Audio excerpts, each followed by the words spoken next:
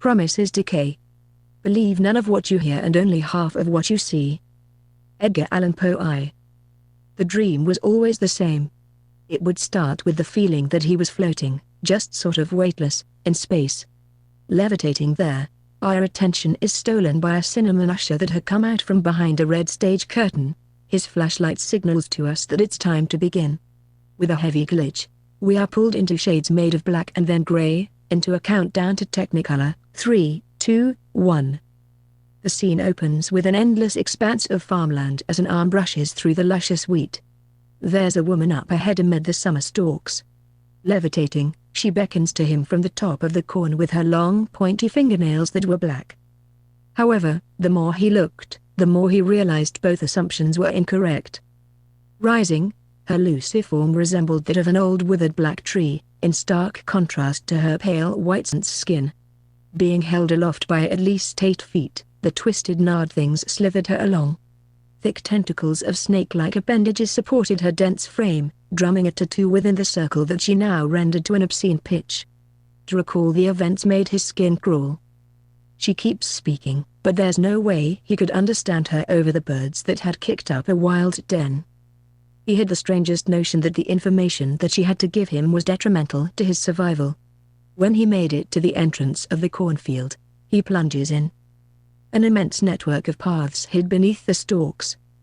Getting down onto his haunches, he crawled through the stifling omnipotence. It stank like sulfur and dust motes danced in the sun's rays.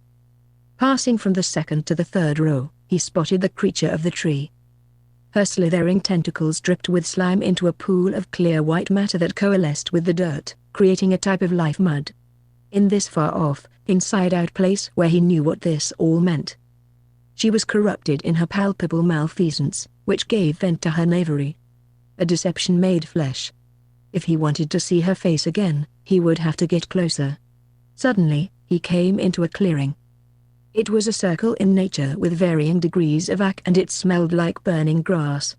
There she was, in all her subordination. Her eye teeth were still slick from the last sacrifice.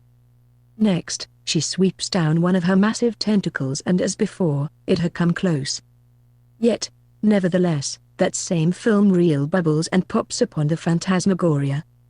It forcibly glitched and shocked his flesh. Just when he thinks he has taken all the abuse that he can handle, he is born out of that reality into the present, which is under an azure sky. There is a murder of crows flying over the graveyard that is below. One such creature separates from the group and spirals downwards to land on a tree branch that protruded from a massive conifer. The blackbird squawked twice, seeming to direct our attention down. Far off to the left, up closer towards the building, a small gathering of mourners comforts each other amid flowers meant to convey joy. Though they are only beacons of haste today. One man stood by like a baroque statue, unshakable in his reserve. Held in his embrace is a woman in mourning. She softly cries on his chest. Like a thing carved, he gazed down at the gravestone with eyes wide and dark grey from where. Woman's veil reaching up to him like a medieval garget. Let's move on. These moments are not ours to share in. In the same cemetery, and under the same azure sky, that lone crow regarded 2 brothers, both undertakers for the Sunset Hills Memorial Home who were finishing up their break. 2. So, that's when I wake up. After a moment, in the silence, they both looked at each other and then over through the dried flowers and back. In response to the story that he had just heard, he said, "You're shitting me." The silence was only being broken by, "I think it's bullshit." "No man, it's true," his younger brother said, looking off into the distance. "And today you've decided to tell me about it?" Silence. "Well, why? Why did you decide to tell me today?" "Look, I just had a dream that told me I should tell you about it, that's it." "So, you had a dream that told you that you should tell me about a dream?" "Yeah, I guess." He looked at him seriously. "You haven't been drinking again, have you?" "Hell no. I gave that shit up a long time ago." "Good," he said as he peered at the ground. "What does it matter? Why do you care so much what I do anyway?" His older sibling looked as if he was going to laugh and then became resolute once again. "Look, out there, tell me, what do you see?" his older brother asked, directing his gaze across the carefully manicured cemetery lawn. Oh, your work truck? The path. People? I don't know, sad people? You dumb shit. The answer is death. Death? Silence. Yes, death. Tombstones. Sadness and grief. He gazed about and back. After you moved off and Mum and Dad got sick, I made a promise to them to keep you safe. But Chase, I've already been married twice and I promised both on their deathbed that I'd try to guide you. He said as he squeezed his shoulder. I'm just glad you moved back, little brother. I've been back for like a year. Yeah, I know. Hey, that reminds me, he jogged to the path and rummaged around in the cab of his work truck. Douglas noticed the birds were singing a tune of tragedy. The sky was injected with a dull gray. Here's that phone. Connie said the Jake factory reset everything on it. You know how to work it and all? Yeah man. I think I can get it figured out. Huh? You're silly. Here's the charger. Nice. Didn't you used to date her? Who? Doug said, looking around. He peered at the group. One of the Prescotts? No. Not them, you numbskull. Her, in the box, Sarah Adams? Chase asked. Following his line of sight. Yeah, but it wasn't anything serious. I have to go. Is Phil giving you a lift home later? Yeah. All right. Chase got into his work truck and fired up the engine. It roared into life, sending a group of birds scrambling. Rolling the windows down, he pulled out a pack of cigarettes and lighter. Hey, don't tell Connie. I won't. Doug giggled as Chase's truck rolled away and was gone around the bend. 3. Doug, having put the afternoon's equipment away, found Phil in his office doing of all things, cutting out recipes and placing them onto the pages of a photo album with tweezers. It seemed a waste of time to Doug. Phil, putting the album out of sight, told him that he would meet him outside in 10 minutes. Leaving the head cook to his own culinary devices, he headed to the service hall and stopped to get a drink from the water fountain. Upon finishing, he recognized a woman who was leaning against the wall, facing the foyer. He knew that ass anywhere. Dina? She finished whatever she had been doing on her phone and turned around. Doug. Hey. They hugged and looked at each other up and down. What are you doing here? Working. Really? Doing what? Undertaking. Oh, well, that's nice, she said. Where's your brother? You literally just missed him. Tina, event coordinator, was married to the current funeral director Rory Chambers. Douglas, when he had first moved back, had met Tina through his brother Chase. The two had carried on an affair for 3 months, sneaking off to cheeky motels on the outskirts of town once or twice a week. To this day he didn't know why they had stopped talking. In so much as Tina being 10 years his senior, she just blew him off. There she is. Max's booming voice drowned out all others. He was glad there were no services being held right now. Several employees from the funeral home were conducting various stages of projects or services that death provided. Tina, here was Jocelyn, Max's underling. He was management, and his sidekick was an aspiring funeral director herself. In Douglas' opinion, she was pretty with her long black hair and carved eyebrows, but with presentation, she always fell short. Doogie, Max's nickname he had for him. He hated it. Tina noticed it as well. Max. He gave him a hug. The older man had always creeped him out. Smelling like aftershave and always when giving hugs, holding on for just a long. Where's that brother of yours? Looking over to Tina, Doug said, you missed him by just a few minutes. Rory, Max boomed and delivered another one of the bear hugs he was so famous for. Feeling uncomfortable with the group that was congregating, Doug noticed Phil appear and the opportunity to go upon him. Another group of associates had arrived.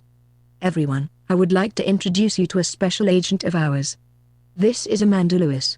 She's from over at the branch subsidiary in St. Charles. She will take over for Lisa in her absence. Though, I suspect she has a lot brighter of a future in the funerary business than Lisa has gotten in years to exist, he said, and a few of the group laughed. Doug didn't get it. Out from the middle of Max's entourage came a pretty woman that looked to be Doug's own age, medium height, brunette with highlights. Glossy lipstick that made them appear wet. Her thick eyeliner sported a pointy wing to each side, which appeared proper upon her delicate and to Doug, attractive face. Introducing them all, Max in turn came to him. Douglas, putting his arm around him. He smiled at her first and then back. Amanda, sweetie, I have saved the best for last. This is my friend Chase's little brother, Douglas Watts. Nice to meet you, Mr. Watts. Nice to meet you. Max, looking around, and where is that better half of yours? What is her name? Alexandria? We split up over a year ago, he said, looking down at the maze pattern carpet. Max, with his arm still around his shoulders, oh, well, these are things happen. Yeah, I guess. No, it is true, son. I've been married 4 times, I should know better. Holy shit. Hey, Amanda, Max said, getting her attention. Are you seeing anyone? Not at the moment. Well, there you go. A match made in heaven, he finished with a flourish. Inferno Max, is that you? Max continued, addressing the newcomer. He stalked away to greet them. Tina, sauntering past mouthed, match made in heaven, with an echo of a smile as she darted away, sarcasm trailing behind. Amanda, are you still wanting to ride along? Jocelyn, Max's assistant from across the foyer asked. Just one moment. Well, it was nice meeting you, Douglas Watts, she said, smiling. Turning, she walked towards the exit of the memorial home. It was nice meeting you.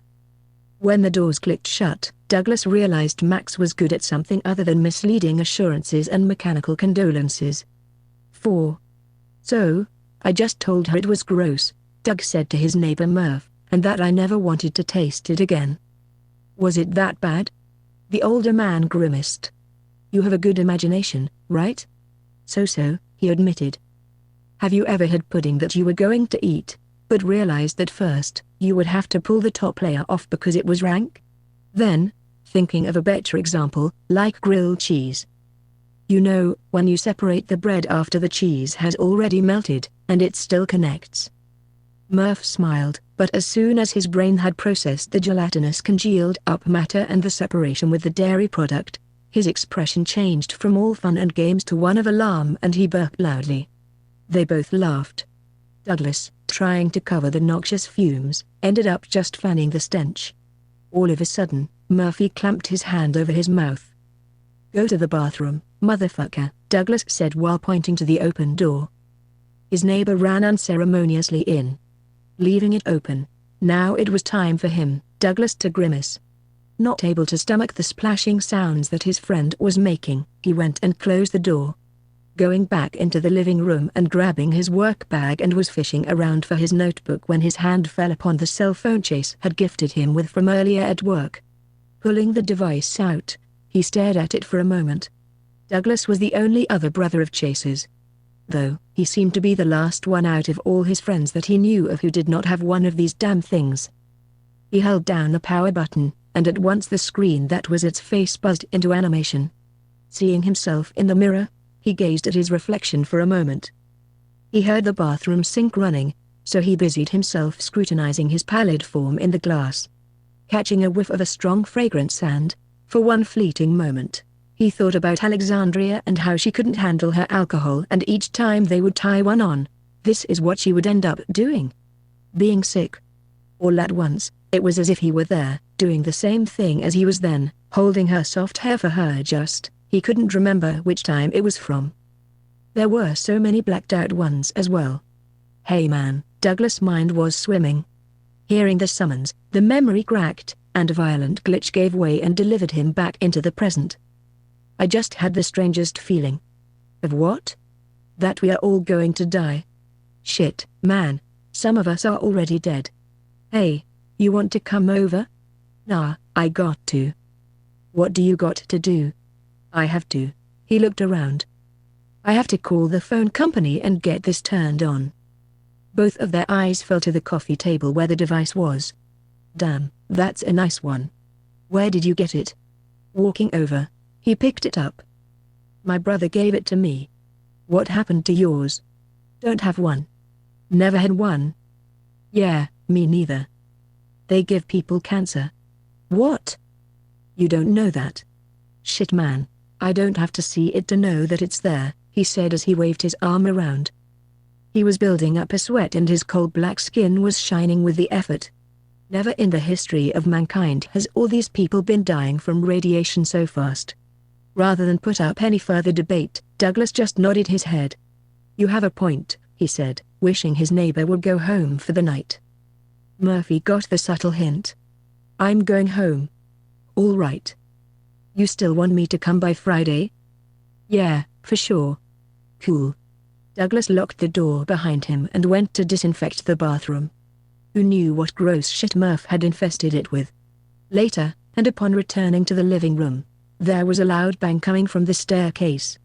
Coming around the corner into the foyer, Doug saw the front door was now standing ajar. Why would Murphy have gone up there? Suspiciously peering to each side, he shut the door back.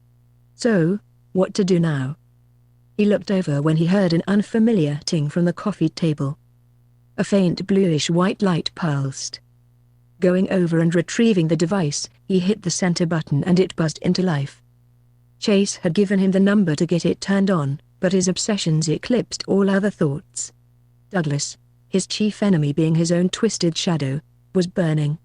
Though, it wasn't because of all the materialistic reality around him. It wasn't the neighbors either, or any of the wives or any of that. Thoughts of her consumed his attention and that alone. Amanda Lewis. Opening the Explorer app that was on the home screen of the phone, the search bar pulled up and he put in the address for the funeral home. Doug, being so used to dial-up, was pleasantly surprised when the landing page popped up. He navigated to the employees drop-down menu. Not taking him long to find her profile on the internet, he began scrolling down the page. It read Amanda Lewis, blah, blah, blah. Used to live in St. Charles and she had recently moved on to this side of the Mississippi. The account that it came from she had recently made. That was suspicious. A fly came buzzing past, and it seemed to be intentionally trying to drive him mad. Diverging his attention, he stretched over and looked out through the living room into the front foyer and then tried to grab the fly but missed. When the damnable beast made another circuit, he swatted, missing it once again. Wandering over to the far side of the wall, he chanced to look behind himself through the kitchen window and sure enough he could see his neighbor over on his side across the alley, messing with some junk that was in the back of his work truck. Tap, clunk, looking up, there was definitely someone upstairs. He grabbed the poker from the fireplace.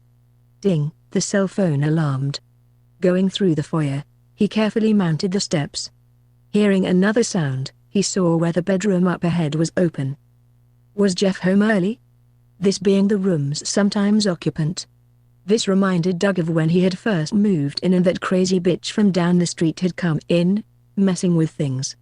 She still lived down the street, he mused. When he got to the top of the steps, he flicked the light switch. It clicked on for just a moment, flashing to a rise, and then blew out with a slight tink. Like someone making a toast to the misery of others. Jeff? Doug asked into the darkened hallway. He could hear them in there. Jeff, hey, he went into the room. SSS. Thump, thump, thump. Crying out, he jumped up into the air. When he came back down, he misjudged his footing and realized too late that it was a creature, and he was landing on it. Crack, crack. The thing got up and slammed into the wall and plodded down the steps and out through the foyer, to bounce at the threshold and to Doug, presumably bound off the front porch. Reaching over and trying the lamp and it not cooperating, he grabbed the damn thing and tried it for a second time. This second attempt failing, he smashed it onto the ground. The bulb busted. He stepped over to the light switch on the wall and flicked it. Immediately, the room was lit from 1,000 different angles. Whoa. Douglas thought. The light was different here. A new fly buzzed in and came within a millimeter of his lips.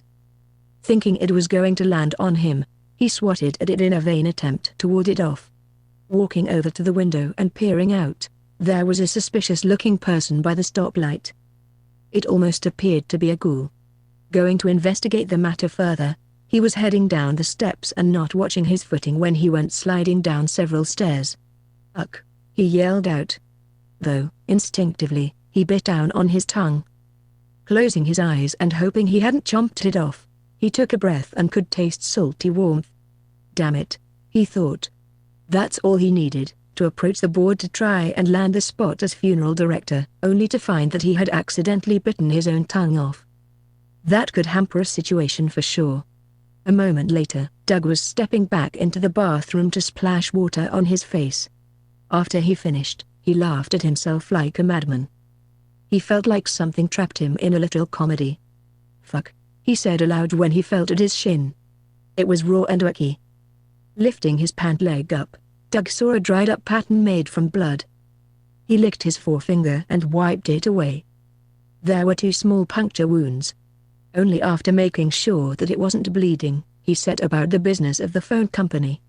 Once he got through and put on hold, did a pleasant woman say that no, she could not make an exception for him, but yes, she understood that this was a Thursday, but she simply could not break the rules, just for him. He would have to wait until Monday for service to be restored to the device.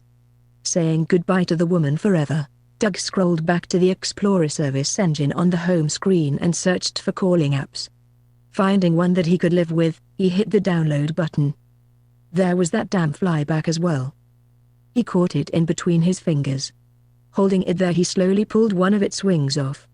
Snap. Growing bored with the small cruelty, he just flicked it, used and discarded. Ting, the cell phone buzzed into life. Peering into the crystal blue light that was illuminating his face, he read the notification. It was a message from a number that he did not know. "Vi." Thump. The body fell with a sickening smack upon the garage floor. The blue all-purpose stuff did little to no good to soften his fall. "August," the man said as the air was knocked out of him. The one with the face pulled the garage door back down. How many days had he been here? 3, 4. A week. He had long since lost count. Either way, they have hoisted him twice now, and it was the most intense thing that he had ever experienced. Thinking back, his dehydrated mind was trying to keep track of the time when, in vain, he had still had a semblance that he might still be rescued. Now though, it was his resting time. He saw the controller walking back and forth. His hair was long and the man himself was not big at all, but he was strong. Franklin supposed that was the reason he had even succeeded in taking him. Not that Frank knew from personal experience, but because they had been pushing him around since he had first gotten there. It all started when Franklin, having finished his English class at the college, was on his way to his vehicle. He had stayed in Mr. Wiggins' class arguing with Annalise about communism's effect on the economy in the 1970s, which brought on her counter-argument. Later, having admitted defeat, Franklin pushed the faculty doors open to be delivered out of the exit onto the other side of fate. Boom. It was already dark out and the air was balmy. Looking down at his phone just to make sure that he had missed nothing. "Fuck," he said, realizing that the device was dead. Tucking it into his pants pocket, he headed across the first parking lot. He cursed himself for riding the shuttle with Eve earlier in the day. Truth was, he couldn't help himself. She was his conquest. Making it to the end of the first lot, he cut through the grass as usual. There was a girl on the other side giving him a weary glance, so he stayed over by the chain-link fence as she got into her vehicle and started the engine. He headed up onto the sidewalk as she drove past. Making a left, she was soon gone and away, existing only as a set of glowing lights in the dark. That's when he knew that something was wrong, for there was a man with a drama mask on standing there in the courtyard between parking lot 2 and 3. With his hand nervously in his pocket, his fingers tried the mechanism that triggered the vehicle's lights from his own car locks. Nothing, still too far away. There were elms placed at intervals. The man had just appeared from around the side of the conifer, and with the mask on his expression was veiled. Though, his clothes somehow seemed menacing, coupled with his body language gave Franklin a discomforting feeling. At first, they went through the back of the stand of trees, regarding each other. "Hey," their voice wasn't deep. Just muted by the mask. "What's up?" Franklin asked soberly. "Nothing much." Ever so gracefully, the man walked forward and took the offensive. Slowing down, "Why are you wearing the mask? Come on man, stop acting a fool." Franklin pushed him, and to his surprise, they had fallen over. It was like slow motion. Looking down, the person's mask had slid down and a bit of pale flesh was exposed, but Frank couldn't quite see what was in the gloom. "You're going to regret that." The fallen one took a forefinger and felt the nose of the mask, dramatically examining it. His demeanor eviscerated as two small tentacles about the size of a forefinger gently caressed his hand, keeping resigned around the cuff. "What the fuck?" Franklin whispered and turned to run, but instead found the heavy end of a blunt object. They struck him across the bridge of the nose so hard that he thought for sure they meant to kill him. The blow had knocked him out and all he remembered was the white-hot flash and pressure on his face. The rest was black. Until he awoke again in the garage, his destiny was to be hoisted aloft. His sins were to be worked out of his flesh. To be reborn unto the morning, and to fall once again. "Bye." "Okay Doug." The door's closed, and everyone is gone. Looking down at his young patient lying on the couch, he found his own place next to the tape recorder and an endless supply of notebooks and pens that were among other devices, scattered on his desk. Douglas had known the doctor for over 2 months now. They had come into contact because he was having the night terrors again, only they had proven worse than just some bad dreams. Earlier that summer, Douglas, having gotten a lighter from his older brother's jacket pocket, had set the family's cow pen on fire. Doug swore up and down that he didn't know how it had happened. The parents claimed he had suffered a mental break as a result of losing his grandmother earlier in the year.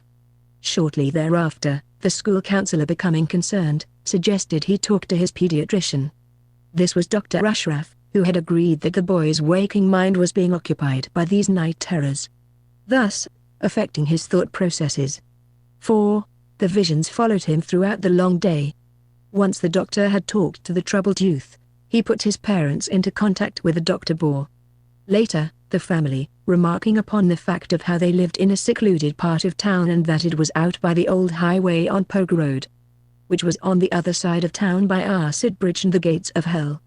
Both places being a hot spot for local urban legends that were thought mostly gossip. However, the Meridian Line was a veritable magnet for everything from lovers' suicides to flat-out murder and hangings to unidentified flying objects, amid rumors of phantoms and Bloody Mary appearing at midnight to seek revenge upon the teenagers of the town. When they tried various medications out on the boy, they had only proved to make a lumpy vegetable out of poor Douglas. The drive had a talk with the parents and ever and on here he was performing a minor hypnosis treatment. "Okay Douglas, do you feel comfortable?" "Yes." "Can I ask you a question?" "Sure." "Do you want to go on a journey?" "Where to?" "Not to, but when." "Okay, so, if not to where, then to when?" "Dad said you can take the dreams away." "I'm sure we can, but where did you hear that from?" "My brother Chase said that you're a shrink and this was your job." "And what's that?" "What's my job?" "To take people's minds and shrink them down," he said with his forefinger. "Ha, I like that, it's good." Next, he told Douglas to close his eyes. Before long, the sun was sinking within itself upon the horizon. The doctor's normal observations became obscured. His waking mind, confused. He shook his head to regain his hold on reality and continued. "Douglas, I want you to drift off into unconsciousness at the count of 5. "Okay," he said with closed eyelids. 5, 4, 3, 2, time seemed to stand still. Though continued. 1. All was dark. The weightless feeling had returned to normal. He could see the backside of himself if he turned around fast enough. Even now, it was as if he were watching from all the way down here and yet it all seemed as if he could touch it, inside out. He had come into the dream with Douglas. He panicked. Even with 20 years under his belt of hypnotism, his mind still held a suspension of disbelief that it was all real and not something else entirely. There were the familiar images that young Douglas had described in lengthy detail. He had committed them to memory from the audios that he would listen to with an almost obsessive fervor. He ran into the cornfield. There was the woman of corruption, and she was reaching down to snatch him up by one of her long tendrils of flesh. "Continue, Douglas. Continue to the next part," he said, sweating from his unconscious. "What do you mean?" the boy asked from the couch. "Tell me about your room now, where you live." From there he would at least have a point of reference. "My room?" "Yes, Douglas," the doctor stuttered. He had forgotten his train of thought. He realized that the inside-outness didn't stop with the landscape but continued with people. Now he could see that in the past, upon waking, he would forget what he had dreamt, and that here in this place it was the same, but backwards. Here, one could easily forget who they were. He tried to grab at the thought, but it drifted through his fingers like sand. Thinking he had remembered suddenly what it was that he had forgotten, he went with the first idea that popped into his mind. "I want you to tell me about 2 months ago. At the beginning of summer." The boy's face turned from an expression of tranquility to one of alarm and suspicion. "Are you sure?" "Am I sure? What?" "Are you sure that you want to see?" "Yes." "Don't say I didn't warn you." "Okay," the older man said with a sneer on his face in a daze. Slobber dripped from his slack jaw and his eyes turned an inky black, and the highlights within each seemed to glow. The scene popped and ebbed, boiling from the heat. There was a feeling of otherworldliness, and the frame changed from an atmosphere of happiness to that of dread. Looking around he smiled, realizing that he loved the view from up here in his office early in the morning. He closed his eyes as the sun crowned and for just a moment, blinded him. This light was not just without, but it followed him into a distinct form to where he knew that he had lost his breath, and it was once again dark in here also. But hadn't he just been somewhere else doing something different?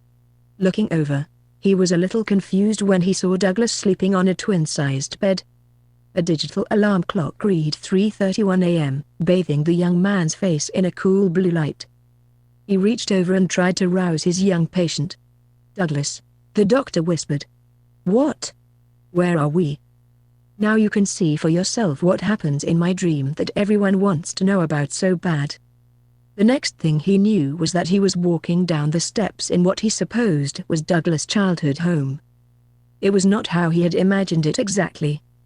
There was a faint light that ran along the bottom of the steps that cast its airy incandescence upon the stairs.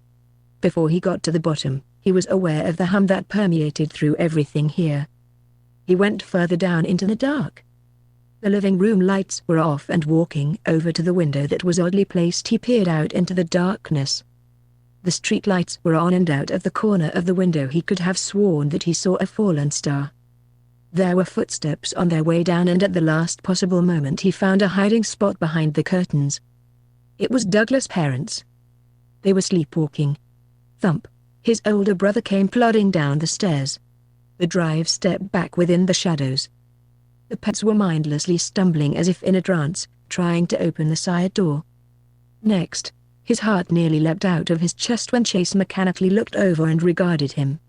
His eyes were very ominous because they were milked over at the retina, just like a glaze. Turning away, the young man stalked over to his family and unlocked the door. Hearing them make their way outside, they soon approached 2 of the cows that were grazing. Nonchalantly, they each produced small knives. He could discern the voices speaking in a panic, trying to glean what was being said. The older brother circled the group, watching from back the other way. The next thing he heard were the terrifying grunts and insistent wails from the poor beasts. He couldn't help himself. He had to look. Oh, my God, he couldn't watch any longer. Backing away in horror, he turned, but in his way was another man, standing there with arms folded across his chest, shaking his head back and forth disapprovingly. "Where are you trying to get off to?" the new arrival said from the shadows after pushing him backward. For just a moment he looked the doctor up and down. Out from nowhere, the man sprung upon him, slapping him in the face 1-2 times. "Get over here," he ordered as he grabbed him by the back of his collared shirt. With the other arm he scooped up one of the kitchen chairs and all in one motion, he deposited the house guest upon it. Opening the curtains as wide as he could get them, the family had seen there was a commotion and were watching. All except for Douglas. His small silhouette waved at the doctor, however. It was the other man who waved back at him. Presently, The meandering family were dancing around the fallen cattle. Soon, everything grew to an ominous silence, and that low hum settled upon the land and seemed to go right through him to his core. He slipped in and out of consciousness. All at once, he saw the terror that he knew was lurking just inside the fragile walls of reality, waiting for them all. His mind reeled and he screamed. It was radiating from the aura. He could have sworn that he saw young Douglas laughing as he was being surrounded by those things that are other, and yet more. They consequently glitched into a point and then out of existence. 7. Earlier in the day, thunderclouds had all Edwardsville sweating with suspicion of rain. Though, those of the lot of blackbirds that lurk upon power lines know when a storm is coming. One of the three crows softly as a feather switched from one of the telephone lines to another, and then its life, escaping into a puff of smoke that evaporated into the air, and its electrocuted form fell the twice dozen feet to the parking lot's gravel surface. Thump! The third brother's corpse sent a plum of dust up into the air. Photons of light were hitting the tarmac in such a way so as to make the granite that was within sparkle like the ground-up grains of a diamond upon the ether. One of the blackbirds peered at its brethren and communicated that it was to go. There would be no rain today. Dropping from the power line, it, after a moment, took flight. The remaining brother looked over at the empty graveyard, and seeing a woman jogging up where the memorial home was, the creature perceived that the door was opening from within, of its own accord. Though, just as it did so, there was a familiar face on Douglas' end, from his own state of reference. "Amanda, hey. What were you going to say?" "It's nice to see you." "Well, you look fantastic today," he said, this regarding her tracksuit. "Oh, I am. I just moved a few blocks over and jogged here to talk to Jocelyn. I wonder if Rory knows where she is?" "Rory wouldn't know. Him and Jocelyn had already snuck off and have returned," he said as he looked around to prove the fact. "Are you serious?" "I wouldn't tell a lie." Amanda, taking this cue, just bashfully smiled at him. The moment was broken when Tina came out of Max's office looking suspicious. The event coordinator had shut the door behind herself, and noticing the two of them, she approached. "Hey Tina, have you by chance seen Rory?" "No," she said, seeming to fear that the mere mention of his name could somehow manifest his presence. Looking around, she took a key out from her pocket and clandestinely handed it to Amanda. "I've got to run," she said as the same door from which she had just appeared clicked open. Out comes Max. Leaving his office door slightly ajar, Douglas noticed it was dark within. Tina, stopping just short of the double doors, glanced back dramatically, the two of them regarding each other, seeming to be considering what to say. Then, as if some unseen hand had snapped its fingers, they were released. Douglas, once they had gone, broke the silence. What the fuck was that all about? They shared a look of surprise when they heard the kitchen doors opening, and out came Phil with another man that Doug didn't recognize. The two slowed so that Phil could explain a piece of art and was pointing at one sculpture, laughing. The two gentlemen strolled through the hall into Phil's office. "You want to have a drink?" "I can get Phil to come over and break out the scotch." "Scotch no, wine, yes." A moment later, they were both sitting at one of the booths in the kitchen dining area. "Aren't you going to go get Phil?" By reply, he pulled out his cell phone and sent a text. Amanda just kindly regarded him. Only after a brief interlude came Phil and this other man. He was about 5'7", longish shoulder-length black hair, sort of rough way about him, like he was pretending to be cultured. Phil, having come and taken their order, had conjured it to perfection and then sent his new work boy to bring them their drinks. "Hey, what's up?" Douglas asked as he approached. "Nothing much." "Wine?"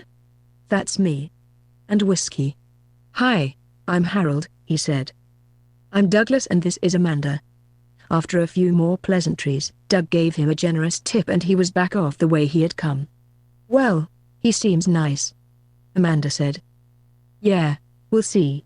"Yes, we certainly will," she said seductively. Her leg ever so lightly brushed up against his. Looking over, he couldn't tell if she had done it on purpose or not. Boom. From where they were, it was easy to hear the front door. It seemed like an entire retinue or company had arrived. Then, like an impending doom, the sound got closer and closer until the group came in, It wasn't mourners. This fellowship appeared to be more like tourists. He didn't recognize any of them as the first became a second that was followed in by a third and a fourth and then a dozen. He couldn't tell if he knew any of them. When the head came in and ordered for the group at the bar, he discerned who it was. It was Elaine Prescott. It seemed like Sunset, or whoever the top dog with this operation was, shaking their fists today. Elaine, after seeing him averting his gaze, scowled over at his companion. She approached after saying something conspiratorially to one of the other lioness. Then, smiling like a noir vamp, she laughed at whatever the woman had responded and went up to the duo. "Douglas, how are you?" she asked. "Not too busy, I hope?" Looking over at Amanda, "Oh, I'm not interrupting anything, am I?" This second question she asked, like as if her being annoying was the most preposterous idea ever uttered to a man. "Oh, I've been good. I thought you were moving?" "I did. The fresh addition to the local staff is being trained." She looked over like a robot, devoid of all feeling. "Oh, hello, I don't believe that we've met." "No, we have not," Amanda said with a slight attitude creeping into her voice. "I'm Elaine. Elaine Prescott. The Elaine Prescott. The one and only," she said with a sparkle in front of her forehead, as if to shine. Elaine was about 10 years older than Amanda, and even though she was a beauty, her overall constitution and pessimistic attitude ruins it and thus gives her the appearance of an evil old lady. Douglas felt sick and picked up the rest of the introduction. "Wife of Mr. Prescott himself." This last statement took Elaine aback. For, as if mentioning her husband's name was the only thing that brought her credence, she scoffed. "Excuse me, Mrs. Prescott?" requested one of her troops. Not giving the man the slightest bit of attention. "Where is that brother of yours?" she asked, looking around. "He got off early." "Oh, well, I was just in town showing the place," she said. "To whom? Are these buyers? You guys are selling?" "Oh, gods no. Leo couldn't live without these tombs." I like to joke, calling it the monument to his grand obsession. "Yeah, and what's that?" "You don't know what you're asking, let alone stomach the answer." "What do you mean?" She gazed around the room in contemptuous fury. "This place is a mausoleum dedicated to loss," she said with a disgusted look on her face. Doug, not grasping the full meaning, had assumed she meant the room and the entire property's contents. Possibly she meant the entire city, and to a bitch like Elaine, the world. "I call it the investment, myself." "You would," Doug thought. She raised her pointy eyebrow as if she gleaned it from his mind. "Excuse me, Mrs. Prescott?" asked a voice from behind the seated woman. This new interrupter sported a bowl haircut that came to a stop at his chin and a belted fanny pack without a hint of shame. However, in this decision he had sacrificed his pride. "Can't you see that I'm talking?" she asked. It was quiet for a moment. That's when Doug's phone dinged into life.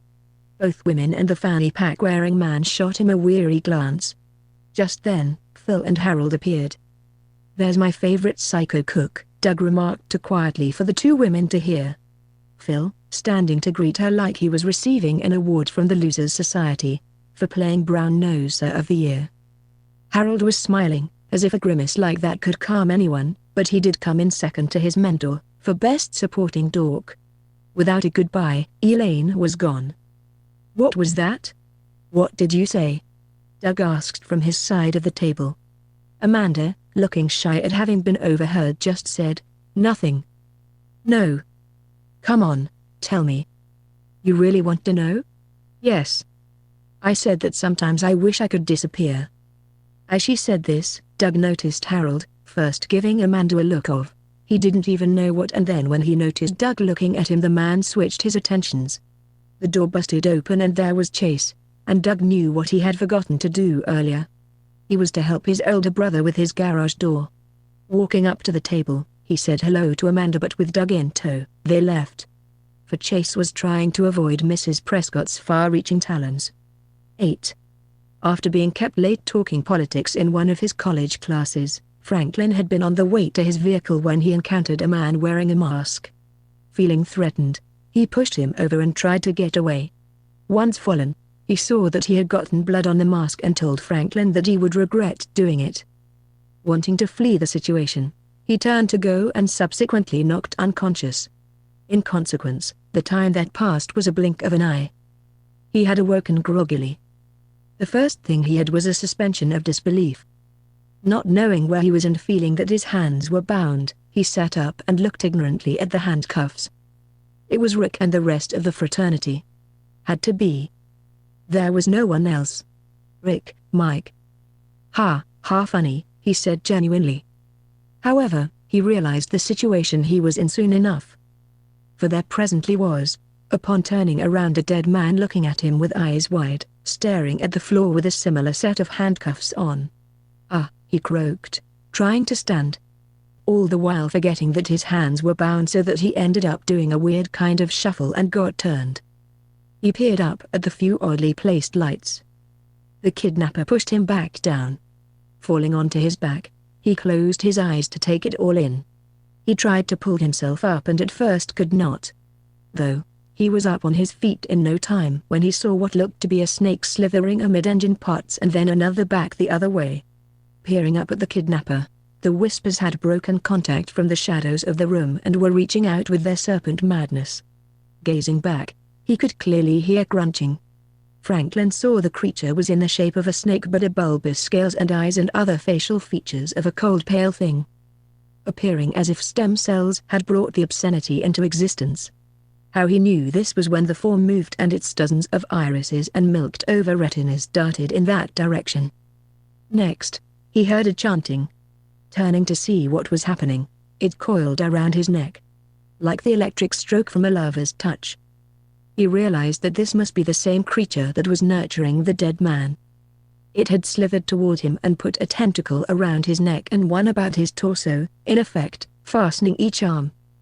He could feel it pull him taut, and soon it was making a squelching sound from behind. The Whisperer began laughing. A heavy liquid was then released upon him. A second or two later and the burning followed. He felt like it was trying to push his back through his chest in great heaves, and he once again lost consciousness.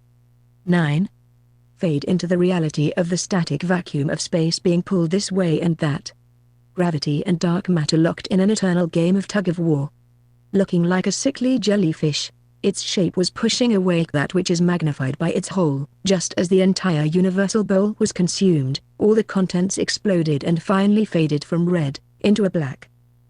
The entire intro is disrupted. In that moment that the shape of explanation dies, is when he wakes. "Ah," he said as he leaned up in his bed. Going out into the hall as was habit, he peered out through the kitchen windows, checking the back alley light to make sure all was well and as expected. Even Murphy was there messing around with junk from the back of the bed of his truck. After using the restroom, Douglas returned to his bed. That's when she popped out from the other side. Grabbing him by the shoulders and throwing him around onto his back, she let out a hiss and began making out with him. The kiss was wet and gross, and the saliva that this woman exuded ran down the sides of his face in long discolored cords. He pushed the unknown intruder away and she fell back against the wall. Damn, he had pushed her more forcefully than he had expected. Then, seeing who the woman was, he backed away in horror. She looked different now. Something crooked her back. "Sarah Adams," he whispered. She said something too low for him to hear. "What?" "Happy anniversary." The words reverberated through his mind and the scene changed. It was morning again, but this time it was into actual reality that he woke. What had he been doing? Had he been dreaming? Taking a moment to think it over, Douglas concluded that if he had been dreaming, he wouldn't remember what it was. Gazing over to the clock, it read 7:45 a.m. Damn, he had overslept through his alarm and had clicked it off. Honk. Fuck, he said, realizing that it was Chase out front. It was time for the grim business. Before long, both men arrived at the cemetery. "I'll be back," Chase said as he walked the 20 feet to the front doors of the funeral home. Bop, it slammed shut behind him. Caw, Doug looked up just as a crow took flight. Its heavy bulk pushing up and off the tree. The bird, keeping a watchful eye on him, landed in another of the conifers. Its weight pushing down on the massive branch. For a moment, As he stared at the bird, it just gazed back, almost appearing like a big cat with wings. He saw now that the whole scene somehow reminded him of Amanda. Last night before going to bed, she had been messaging him saying that she had a brother that was in town, and they had met for dinner. "Oh shit," he said aloud as he continued to stare straight ahead at the fowl that fostered a grimace of its own. He could have been in a trance, his eyes were so blank. He remembered that last night before he had talked to Amanda, he had sent a text to the person he now calls the messenger. "Douglas," Chase was yelling into his face. Just then, the bird took flight and Doug came back. The spell was broken. Since Chase had been yelling, two women had wandered over to see if the comatose guy was going to be okay. There was a steady hum that was getting higher when Doug suddenly started laughing.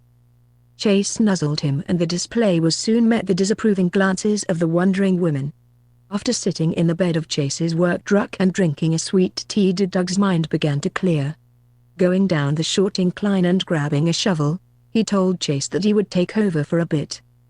It wasn't long before the two brothers were chatting it up. "And she sent you that?" Chase said with doubt in his voice. "How did you even get into contact with her? I mean, do you even know her at all?" With so many questions his brother had read his mind. Start at the beginning and try not to think too hard. You might get a headache. Ha, funny dickhead. No really, just start from the beginning. So, the other day when you gave me the phone, then questioning himself, yeah, that night, I downloaded a calling app because the phone company said that they couldn't help me until Monday. So, I just got online and downloaded one. Yeah, Fridays don't count to them. Yeah, well, they're also dicks for that. Anyway, I accepted a friend request that to me looked like a fake profile.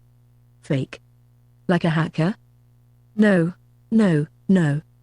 Anyway, I accepted the fake friend request. Almost at once I get messages from the calling app. What did they say they wanted? Just someone saying they're new to town, but in her picture, she is not from here. Wait, hold on. I thought that just last night when I talked to you, you said that you and Amanda had been messaging? Oh, I am. I just messaged this girl back. The messenger, or Gretchen is what I call her. Gretchen? Yeah, so, Doug, having built up a sweat, jumped out of the hole and grabbed a water and continued. So, she. You mean, him?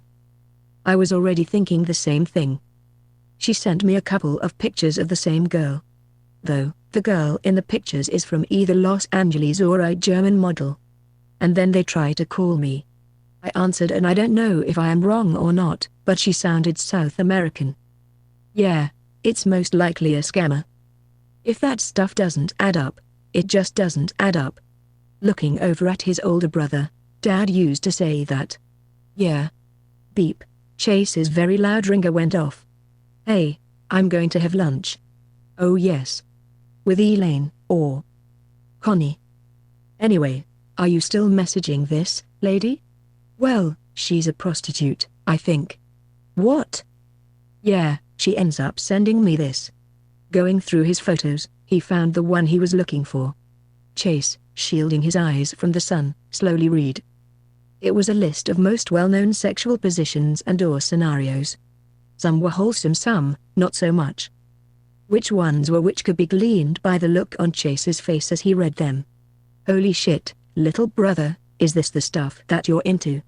Well, no, not exactly. Not exactly. So, is it, or isn't it?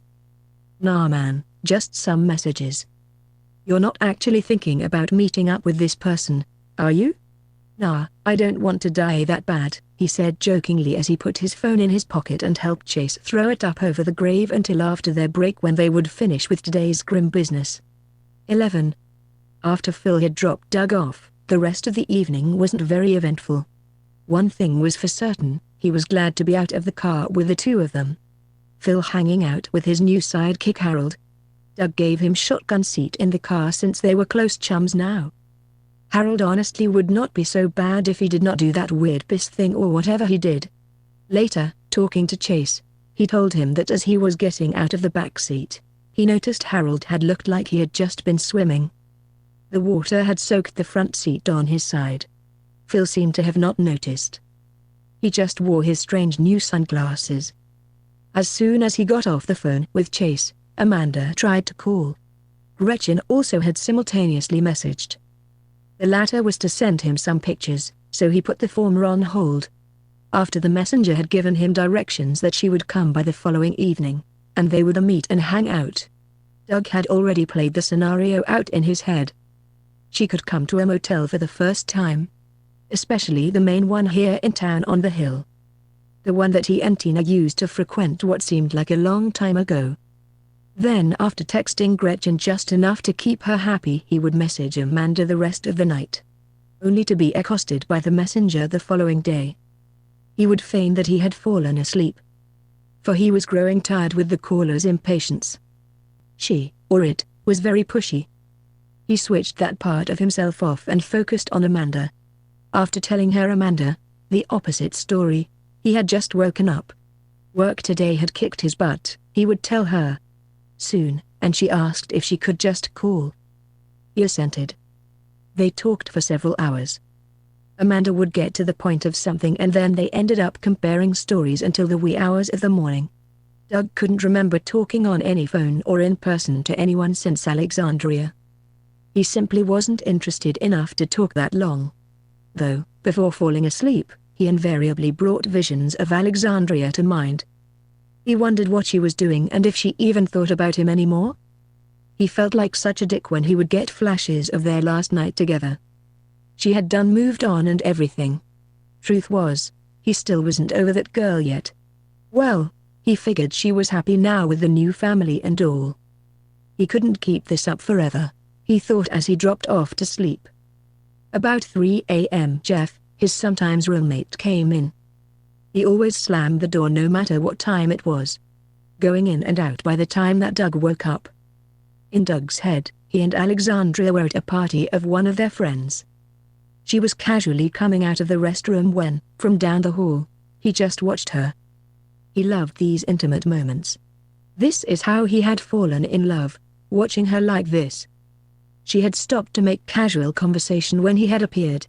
Walking up to greet the two conversing women, his mood altogether changed when he saw who it was. Elaine, Mr. Prescott's wife. Alexandria looked distraught. There he is now, she said, almost to have purred it to the other woman. Ladies, how art thou? They both giggled. It smelled like laundry soap and sweet wine. So, Alex began, Elaine just told me everything. Well, can someone please explain it to me because I don't even know what we're even doing here? It's about Sarah. Sarah? Yes, Sarah Adams, Elaine said. You know her well, I hear. Well, she's my stepdaughter. That's why I was at the funeral that day. Glancing down the hall, Doug followed her line of sight. Phil was wearing a suit and had that Harold guy in tow. Looking down at the ground, he noticed he had soaked the carpet. Phil just stood next to him and started laughing in his cheap tuxedo and sculpted beard. Then, hearing a clamor come from the restroom, and before he could contemplate the strangeness of it all, the door was yanked open. It was a big brute that looked to be squished into his costume. He stood aside and a woman came out. He knew who it was. She pulled out what appeared to Doug to be a .357 Magnum and pointed it at him, and everyone began clapping suddenly as she fired. Doug instinctively flinched and there was silence in the hall. As the bullet came out, it was as if it was in slow motion. Though, out of the end came a stick with a small flag attached that unfurled, just like in the cartoons. This infuriated him. What is this?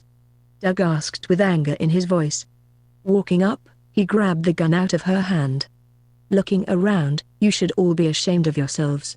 With Phil's slow clap, everyone started. It wasn't long until Doug peered down that he saw what they had scrawled on the flag. It read, Happy Anniversary. 11. The funeral home, the estate with its principal property and accompanying annex graveyard that is found across the street, collected with the subsidiary that was bought from the Johnsons family in '93, and it appeared as if the Sunset Hills branch was part of an even bigger Prescott Industries. The main building is in Springfield, under the direction of Mr. Prescott himself. They liked to call him the old man. For He would seldom appear with his wife Elaine, who was often caught up in her own affairs, so the management of the principal establishment and the 3 subsidizing branch locations was left to him and his closest members of staff. For the next 3 weeks, before and after the summer solstice, the old man was strictly unavailable. When he was incognito, the management fell to his great-nephew Dan. Here he was now, 35, with styled brown hair and a week's worth of 5 o'clock shadow. An apprentice to the elder Prescotts, Dan was on his way to one day becoming a senior member. Mr. Prescott. Dan Prescott? Being pulled from his reverie, he looked up from his copy of Marquis de Sade's 120 Days of Sodom. Yes? He asked. Mr. Davenport will see you now. In Edwardsville, at the consolidation agency that he, Mr. Davenport, had started himself, was nice and roomy. This way, she said. Soon he was led into a big office. There were framed degrees all about. A painting with a girl lying nude on her side and a dog cleverly hidden in the background complemented its frame. There was a statue of Venus on the far side. A small salt tank was in the corner. Max Davenport, that not only owned the insurance business but was also the superintendent for the Prescotts in their absence. Elaine was to be feared, but not taken too seriously, beyond threats and profanity. Also, he had his hand in an acquisitions firm up north. He sat behind his massive executive desk and over him was an oval portrait of a woman. To Dan's eye, the work of art appeared to be from the late 1800s, pre-Raphaelite in style and execution. Max's white hair and pallid complexion frightened Dan when he was a child, but things were different now. A lot has changed. If you need anything, just ring, the secretary said as she was closing the door behind herself. Max, Dan said as he took the other man's hand in his own and they each turned them upside down in a practice display. How's Lucy? Dan continued. Good, good. How's Angie and the kids? Not bad. And your brother Walter? Yeah, he took a breath and continued. It's been a long time now. They ever find out who was behind it all? Yeah. One of Chip's guys. Real wacko, he went crazy one day. Right, Max said, while looking down broodingly. Well, the only reason that I brought it up was I have only seen you one time since. Yeah, at the wedding. Yes, the wedding. There was a brief pause. Max reached into the drawer and pulled out a box and put it on the table. Is that it? Max saw the glow in his junior's eyes. He always had this effect when he so wished it. But first, let's get down to business, shall we? He asked with a wicked grin. To Dan, the shadows became darker in the room. The new funeral director at Sunset. Yes, at Sunset, Max mirrored. Who does Springfield have in mind? Honestly, 1 second, Dan, seeming to panic, pulled the briefcase that he had next to him up onto his lap. Only after fumbling around inside, he pulled out a notebook. Leafing through the subjects, his hand fell upon a list. Carefully going down the list with his finger, he began. So, Mr. Prescott, Uncle wants me to ask about Douglas Watts or Chase Watts. Who else? Jocelyn Floyd. That was the lovely Mrs. Floyd that just saw you in. She has been having some family issues. Troubling times are at the front, I hate to say. Also is Amanda Lewis. Oh, and Elaine wanted me to put a word for Chase Watts, who is brothers to Douglas. After a brief pause, can I get back to you on that? Well, we were thinking about letting Rory go by the end of next month. Ah, so Springfield is going to let the old dog free. Yes, and I'm sure some of the staff will be happy to hear that Tina is going to stay on with the agency. The agency? I have not heard it called that in a long time. Well, it might be for the best, he said, sharing a furtive glance. Well, you know Mr. Prescott, Uncle and his strange tastes. Yes, I do, Max said while looking down with a 1,000-yard stare. The older man was kicked back in his chair when his secretary knocked and came in. She had deep blue-black hair held in banana curls and thick black eyeliner. Her eyebrows were as if sculpted by Michelangelo himself. She sat down a tray. Upon it was a decanter in a chiller and 2 cigars next to a book of matches. All right, Max bellowed as Jocelyn shut the door behind herself. Now, let us get to the fun.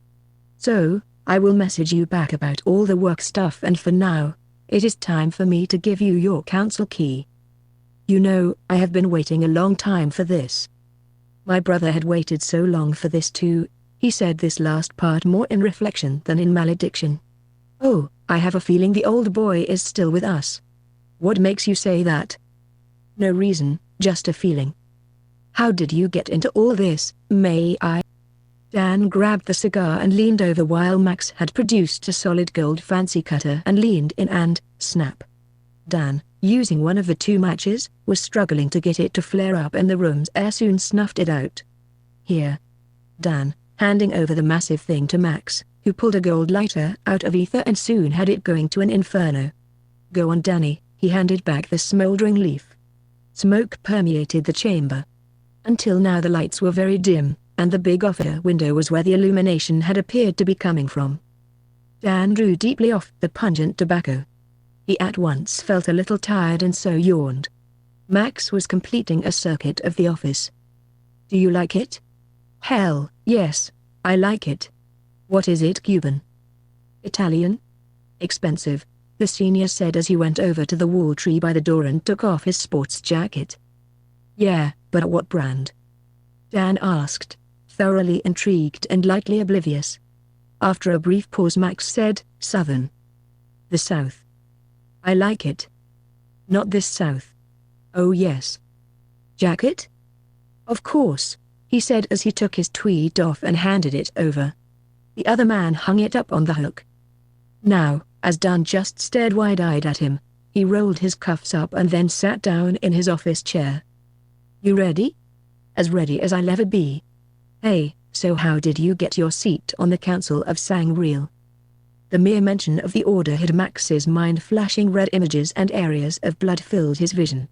So, Max just did what members have been doing for many generations. Brushed it off. He closed his eyes and took a breath and readied himself. My seat was one just before me. Then, the words became so low they were indecipherable. What's that? Exactly. Did you lose your thread, my dear boy? After another brief pause, Dan interjected. The cigars, yes. Max said manically. Smoke. I still can't believe that today's the day, and with the meteor shower tomorrow on the anniversary and all. Then sternly, let's get a move on. Oh yes, Dan answered as he rolled his sleeves up on both arms and slid his chair up closer to the desk. Is this going to hurt? Come on, now be real with me. The box that was on the table sprang into life. Being not much bigger than a small birthday present, the mechanism began a strange song. At first, just 7 consecutive notes, and by the end, Dan looked entranced. A glaze was forming over his eyes. Are you ready? Yes. Give me your left hand. The mechanism had begun a second round of the Pythiadaimling. Opening itself, the device soon revealed what was before veiled. Which was marvelous to him. The colors danced upon every surface as they nipped and upped at the fleeing atoms in the room. Did you hear me? Yes, Dan said, coming back to his senses. Yes, arch new metaphor. At this title, Max's eyes grew dark and foreboding. Postulant, it is time. Dan leaned over the device that had unfurled like a lattice as his mind flew through the room. There, he consciously conspired with the snake who wore the mask of skin that resembled an old enemy from on high.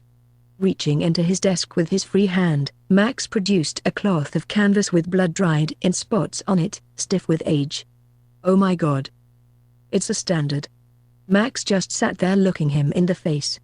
Sharing this private primitive moment of ascension. The younger man, not meeting his gaze, had his palm down and outstretched, with the dancing lights pulling at his skin. Max, reaching behind himself, out of ether had manifested 2 more tools. These ones he liked to call the means, and the end. Dan grasped the consequences and said, Wait. Yes? You never answered my question. Is this going to hurt? Danny, it's going to be terrible, the older man said as Dan saw the scars on the back of Max's hands. Okay, Dan said. Just one more moment. After a heart-stopping 60 seconds, Max hammered the crude nail through flesh, muscle, and bone. 12. What? Why? I have to go with her to the back, but I'll be right back. I'm going to grab a beer and smokes. Want one? Sure. I mean, no. After a breath, what are you trying to do to me? Doug saw Elaine's Porsche pull up with the top down. She said some greeting that had she been a man, would have been very argument-worthy. The top of the convertible went down and then up, seemingly to enclose the old moth within her cocoon of emptiness. Sadly, to Doug, it seemed a well that was most likely bottomless. He sat on the cab of Chase's truck and drank tea as the sound of Elaine's car was speeding off. Stirring him from his musings, Doug regarded the massive crow. Reaching over into his work bag and not looking away, it was as if he were having déjà vu. Did he dream this, he thought? Possibly, but Doug didn't remember his dreams. Couldn't remember them ever since he was a kid. He noticed the smell of burning grass and soon, his eyes became dizzying. It all came to him in a flash. Sarah Adams. It was her grave. The blackbird would not take its eyes off him, like it was trying to tell him something. He popped the cap off one of the bottles with his teeth, then unscrewed it with his mouth and drank. Not looking away from the dreadful fowl, he repeated the process. The bird whisked into flight once again over to his right, down by the doors. Landing, the weight of it shook the small elm it had roosted upon. Holy shit, what was the damn bird trying to convey? A car horn blared, taking Doug to another place. Darkness surrounded him. Though there must have been a light coming from somewhere above, he didn't know for sure. The heat was stifling here. He was in a hole. He couldn't tell for sure if it was the same one that he had been working on or not. Stepping back a few feet, Doug jumped, reaching for the top. Then, sliding back down. Stopping for just a moment, he thought to himself. I just fell and bumped my head. Feeling at his brow, and sure enough there was fresh blood. All at once, the ground at his feet pushed up. Whatever was down there on the other side wanted out. It was trying to force the earth out so hard that when it tried again, it was a sufficient attempt to deliver him the rest of the way out. He wondered if this was what they meant by being born again. Whatever it was, for one moment mounted his back. He tried to reach behind himself, but it was slippery. Giving him a powerful thrust, liquid poured. He struggled, trying to use the material wetness to free himself. Doug felt a tingling and then a burning sensation all over where the liquid had drenched him. The thing flipped him over, and for the briefest of pauses he gazed upon its terrible form. However, his mind glitched all the information up and the film goes to a single point and vanishes. Shortly thereafter Doug woke up. He flipped over and touched his head, finding that all the blood had dried. Setting up, he looked from the back to the front of him. He slowly began to shake his head. Sarah Adams' grave. Holy shit. What was going on here? For a fleeting second, he became furious. Not for the fact that he felt he was losing his mind, but for the life of him, he just could not remember her leaving. Sarah was a strange one, he mused. To Doug, she was sort of bland, and he, still stuck on his ex, did not mix well. It was just last season Doug was throwing a barbecue with Chase and a few others, and unbeknownst to him, Sarah had answered the phone when Tina had called. Sarah, having a woman's biological radar, could sense that it was a clandestine affair, and the next thing he knew, he found that her purse and keys were gone. Going back in to look for her from there, he couldn't quite remember seeing her ever again. Being pulled from his waking illusions, he looked about. Everything was the same. He was going to talk to Chase later about getting back on his medicine. Peering over, the work truck had been moved and there was something up into the tree. At first, he hadn't seen it, but then the tree and its limbs seemed to have spat an excretion out. What was he seeing? A monkey or octopi, or chameleon of some sort? He could hear shouting coming from the funeral home, and as he turned, the crow had frightened the creature in the tree, and it fell back into the hole. Quickly thinking that if he pushed in some of the dirt, he might seal the creature back into the hole. Looking down, he couldn't see anything from this angle. Stopping to take a breath, sweat was dripping from his forehead onto the dirt. Taking another long breath, he knew the damn thing was still down there. The enormous bird had come and was waiting, watching, down into the grave. Douglas picked up a shovel as he approached, regarding the crow. When the bird tried to take flight, the abomination shot out of the hole. When it did so, its wicked fluid went in all directions as it rose. He heard it smack into the bird. As much as he wanted to see how it all played out, he thought better of it and tucked tail and ran while he could. Gaining the back door, the damn thing was locked. "Fuck," he said. He took off around the corner and saw Chase's truck. The door was open and there was blood all over, which looked orange in some spots. His eyes darted toward the exit and he heard something being shoved from within the building. He clutched the shovel that he had picked up. Sweat dripped off his forehead. The door didn't have blood on it, so they couldn't have gone in here. Opening it, he crossed a threshold. As he sent to the cafeteria, he came out into the hall that led into the foyer. He heard a loud bang and without warning, through the door it came, knocking him off his feet and crashing through, vanishing into the gloom beyond. Hearing another loud crash and this time someone cry out, Doug got up and went through the area in which the abomination had gone. Coming out into the dining hall there was a big buck, half chewed upon and looking around wildly.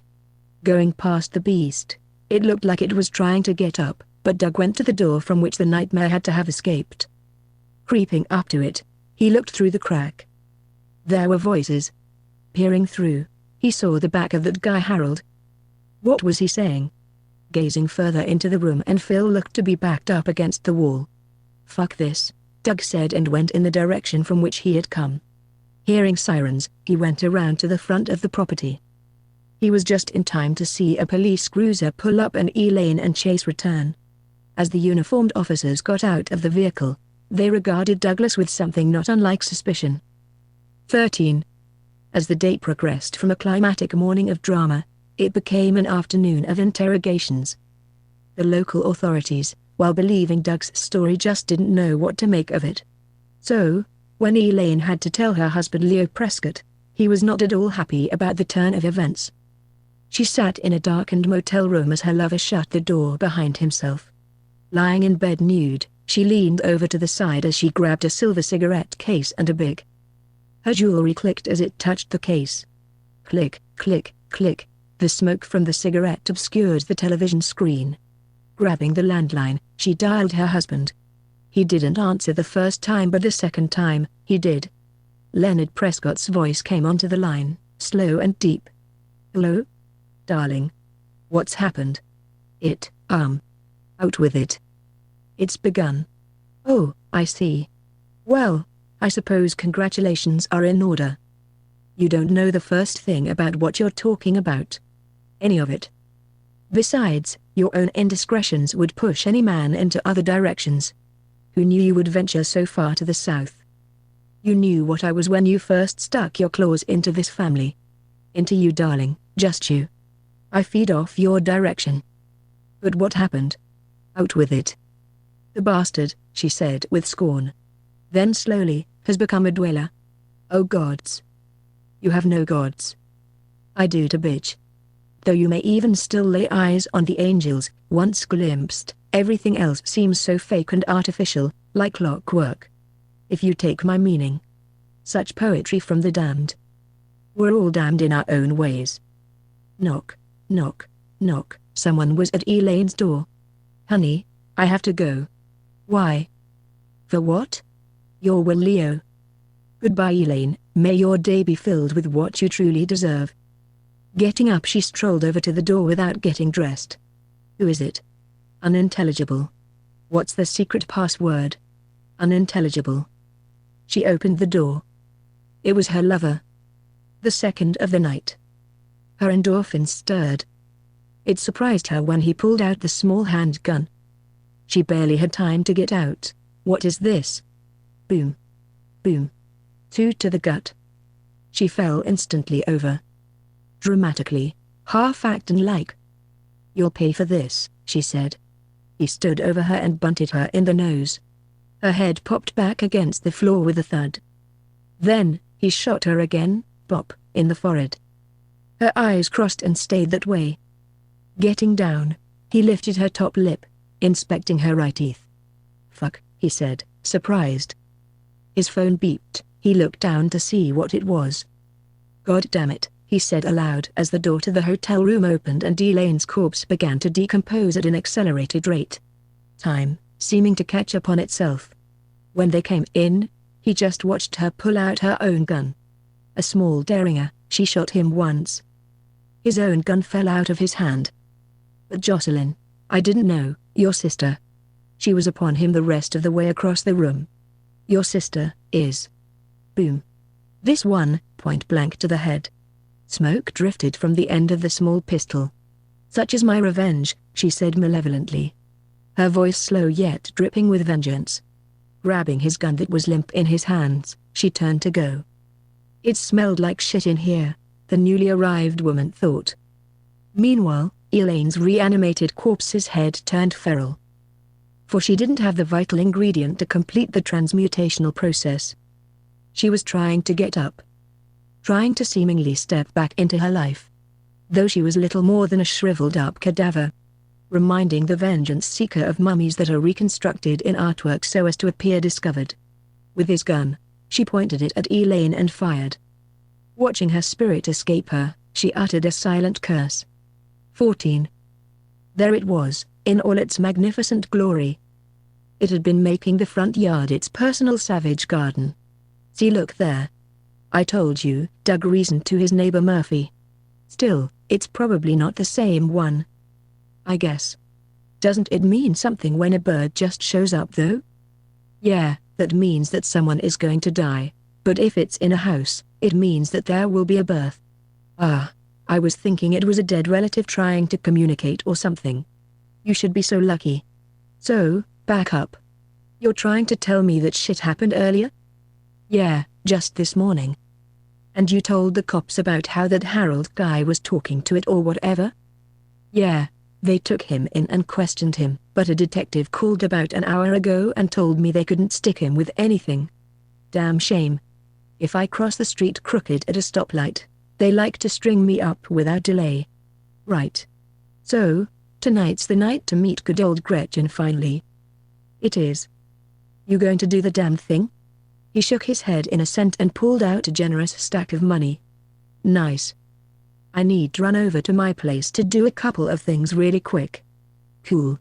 After Murphy headed back over to his house, Doug barely got a moment to take a breath when Jeff, using his own set of keys, let himself in. Jeff, with his wild frizzy hairstyle and off-putting demeanor, was an acquired taste. When he came in, he had a friend with him. Big Bobby. He looked to be at least 6.5 feet tall. Though to Doug, he was just a lumbering brute who followed Jeff around all day. As they went up the stairs to freshen up, Doug's phone dinged. It was the messenger, Gretchen. Holy shit, he thought. She wrote that she was to arrive in 5 minutes. Douglas walked over to the mirror to inspect himself. Looking deeply within the glass, and for one fleeting moment, he questioned the absurdity of what was about to go down. When the opportunity was at first presented to him, he questioned its logic. Nonetheless, as these thoughts were swimming around his mind, he heard, knock, knock, knock. Upon answering the front door, he saw it was Amanda. At first, her face glowed and then turned to one of sadness. Her eyes were swollen, but none of it darkened the strength of her beauty. Albeit, in some strange way it intensified her bewitching effect. After a few pleasantries between the two, there was Jeff on his way down the steps. Quickly, Douglas escorted her to the back patio as Jeff was following them out. He had a look of confusion, so Doug guided him back in through the back door. At Amanda's own look of confusion, he said that he would only be a minute and that he was getting drinks. Just as he was closing the door, he updated Jeff, running him through the plan, telling him to intercept Gretchen and hold her at bay so that he could get rid of Amanda. The Gretchen seemed like a more likely conquest to Doug. The doorbell rang. Handing Jeff some money, he turned to go back out onto the patio. Want me to get it? Big Bobby called as he came down the steps. Doug was going to say something and then thought better of it. Good, now they could keep Gretchen happy while he tried to do what he could to get into Amanda's pants. Even if that was listening to her cry about whatever. To Doug, isn't this what most people did? He questioned. Then, he remembered that he himself had been wrong before. He stepped out onto the patio. Gazing around, he all at once became self-conscious. Walking over to Murphy's, they saw that all his lights were out now. That was strange. He was supposed to be part of the evening's festivities. "I need to talk to you," she said with her eyes flaring up. She grabbed his hand, pulled him close, but in her hurry, she had not predicted he would move, and she stumbled. He grabbed her, stopping her fall. He turned sort of unceremoniously and landed. "Fuck," he jumped up. He had landed on a rock or something. "Damn it," he said as he brought his hand away with blood on it. "You, okay?" Yes. "I'm fine," he answered with a grimace, "but didn't I just ask you the same question?" She blushed. "Ma'am, it's not polite to answer a question with a question." The beer and all his endorphins had caused him to feel lightheaded. He staggered. "Doug, is everything okay?"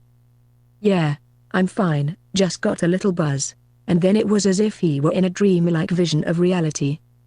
He stumbled and Amanda pushed him over and was laughing. As he tried to stand, he stumbled and fell into darkness. He at once came to consciousness.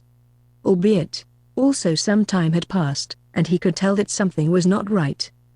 Everything appeared inside out, like. What was it like?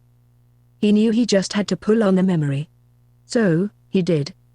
The darkness gained a pinpoint of light as he found himself on the farm from when he was a kid. There were the cows. Next, he leaned down and touched the grass. It was wet with dew and was so real to the touch. It smelled like summer nights. Then, across the sky, he saw a small fissure in the concrete. Going up, he punched it, but soon realized his error. For, the fissure became a crack that went right up in front of him. Dimly, he could see forms on the other side. He touched the crack and the film of his vision glitched once, then twice. He wanted to be sick. He was trying to open the patio door back in his own time at his house from the present. This thought alone, and he leaned over and threw up. The damn door would not open and finally someone answered. It was Phil. "What the fuck are you looking at?" he asked. Peering over to who it was, he shook his spinning head. Feeling at his knee again, he touched his finger to it. Bringing his hand away, he touched them to his lips, tasting blood. Sticking his finger in a little further, the pain brought him to more of an understanding of the there and then. "Harold," Doug said, grabbing the man who sported a skiing or scuba diving wetsuit. The wetness all around him was thick and cloying. "Anybody ever tell you that you smell like piss?" Quicker than he would have ever expected, Harold wiped his hand across Doug's face. "God damn it," Doug said as he pushed Harold's hand away. Doug swung and missed, falling for all his efforts. He couldn't move. He just lay there with eyes wide open. There were two men tearing Jeff and Big Bobby Flesh apart, and were scooping out the precious contents with open palms, hungrily feeding. The bigger of the two had moved onto his roommate's intestines and was soon looking around, ignorantly. Shortly thereafter, it came running and Doug thought, this was great. Anita or whatever they had called those things, was going to feast on him while he was paralyzed. Harold had subdued the abominations and began speaking a strange tongue, and soon the feral things were held at bay, receding. Becoming as shades, further withdrawing into the shadows of the room. Hearing Amanda's voice, she sounded frantic. He tried to turn his head to speak. A moment later, footsteps were getting closer and closer. Harold was looking down at him just now, seeming to realize that he was conscious, drawing back his booted foot, and Doug's reality soon faded to red, into a gray that was suctioned into a gurgling black nothingness. 15. There was a seemingly endless expanse of farmland. A hand brushes through the summer stalks. There is the lady up ahead. Oh, no, Doug thought as he realized that something was very wrong with the dream. Doug's unconscious mind now watched, which it would only do upon these times experienced. It was dark. The woman was gone, and there was no crow that squawked.